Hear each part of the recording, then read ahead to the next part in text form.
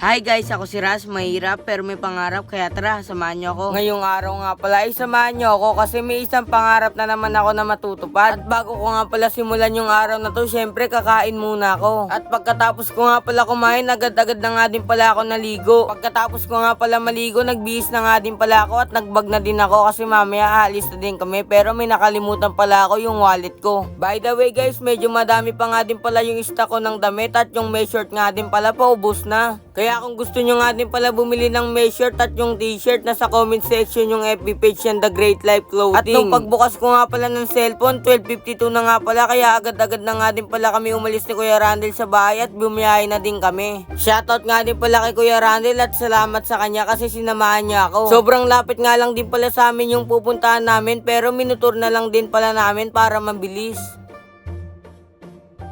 Nandito na nga din pala kami sa may pupuntahan namin at pagkababa ko nga pala ng motor, inubad ko na nga din yung helmet at pinarking na ni Kuya yung motor niya. Nandito na nga din pala kami sa may loob ng dental clinic. Ito na nga ang hinihintay nyo, sasabihin ko na kung ba't nandito ako kasi magpapabrace na ako. Sheesh!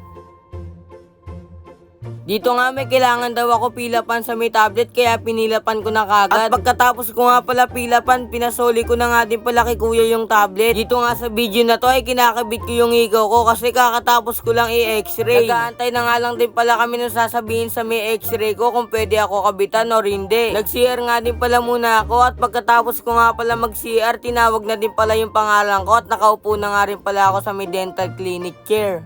Bago yun ah. At in-x-ray pa nga din pala ako ng maliit. Sabi nga pala ni Doc, di daw muna ako makakabitan ngayon kasi may kailangan daw pala munang bunutin.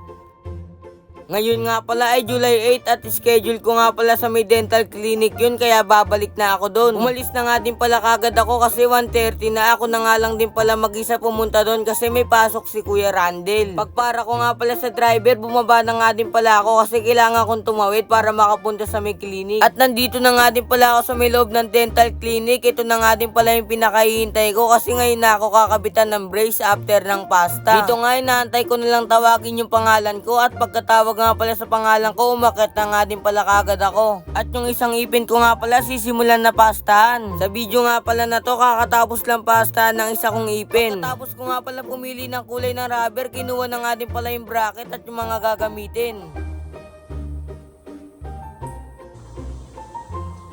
At pagkatapos ko nga din pala mapastahan at makabitan ng brace, bumaba na nga din pala ako kasi may babayaran pa ako. Dito na nga pala nagtatapos ang aking video. Unang-una nga pala ako nagpapasalamat kay God kasi sa mga blessings na dumadating sa akin. At unti-unti na nga din pala nagbubunga yung paghihirap ko kaya worth it lahat yun.